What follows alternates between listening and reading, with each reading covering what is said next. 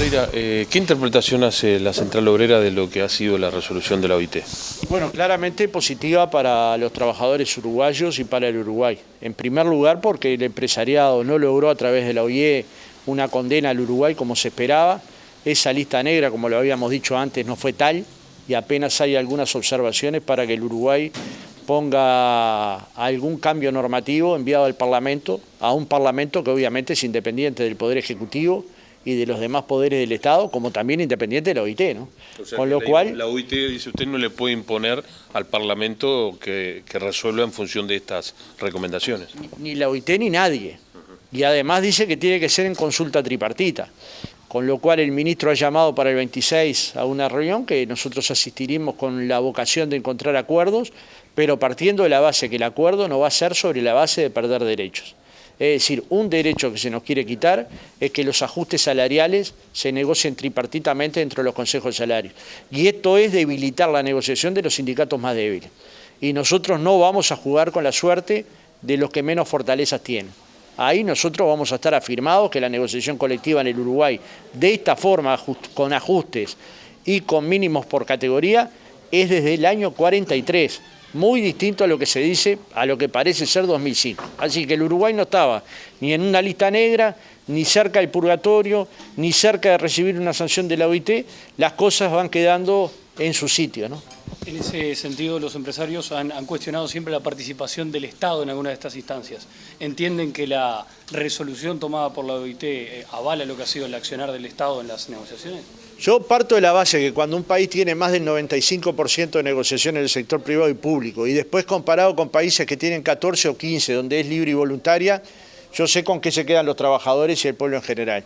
Yo sé que si un pueblo tiene trabajo esclavo, trabajo infantil de las peores formas, si es comparado a Uruguay, que dicen que tiene negociación colectiva forzosa porque se negocia el aumento salarial de cada convenio, yo me quedo con el Uruguay toda la vida, como me parece que se queda con el Uruguay toda la vida el director de la OIT, Gus Ryder, y el director anterior, Somavía. Es decir, Uruguay es un modelo revolucionario en materia de relaciones laborales.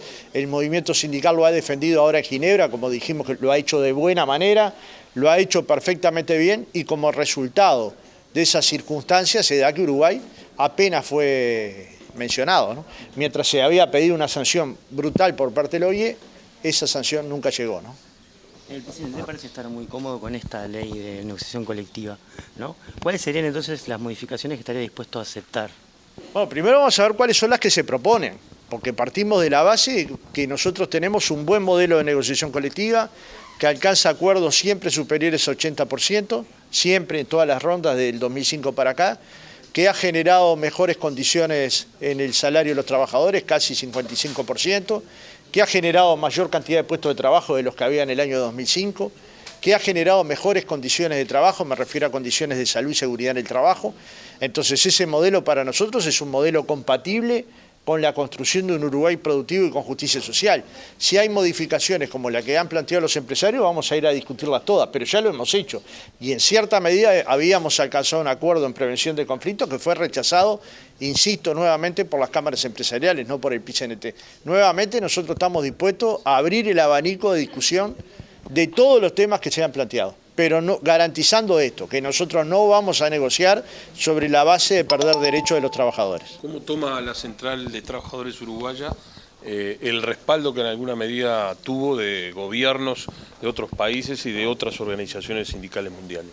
Esto es trascendente, ¿no? En la OIT, como yo lo dije previo a la conferencia, nadie entendía cómo Uruguay podía estar ahí. Y solo pudo estar ahí por el chantaje que hicieron los empresarios de que la única manera de que Uruguay no estuviera era sacando a Brasil, un país que vulnera todos los derechos laborales. Como ustedes saben, allí ya no hay Ministerio de Trabajo, allí ya hay acortamiento de las libertades sindicales, allí ya hay despidos sindicales y la intención de que no existan los sindicatos. Así que este chantaje no fue aceptado ni por las centrales sindicales internacionales, pero tampoco por el PIT-CNT.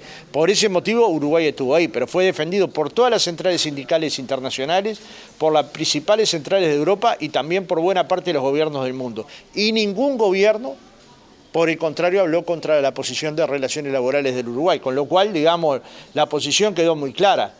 Y en la OIT apenas se pudo sacar esa declaración, que bueno, como nota, toma nota de un problema que hay que resolver, pero de un problemita que hay que resolver. Problemas reales, el trabajo esclavo, las peores formas del trabajo infantil, los incumplimientos de los convenios internacionales del trabajo en su peor dimensión, el asesinato de dirigentes sindicales, y eso en Uruguay no pasa. Estamos a pocos días de unas elecciones internas. ¿Se le va a pedir a todos los precandidatos que se expresen claramente, digamos, su opinión respecto al tema de la negociación colectiva? Sí, y se van a tener que expresar, porque los trabajadores van a tener que decidir si se acepta la negociación colectiva como forma de dirimir los problemas entre trabajadores y empleadores, o si entiende que la negociación tiene que ser libre y voluntaria. Porque cuando en Uruguay fue libre y voluntaria, solo negociaron el 20% de los trabajadores.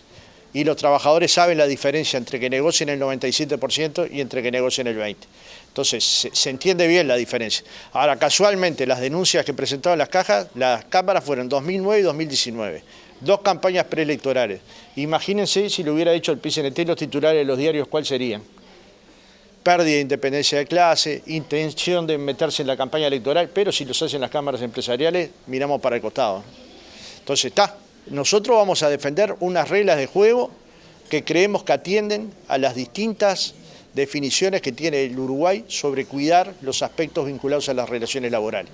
Y estamos dispuestos a negociar de buena fe, pero sin la pérdida de derechos.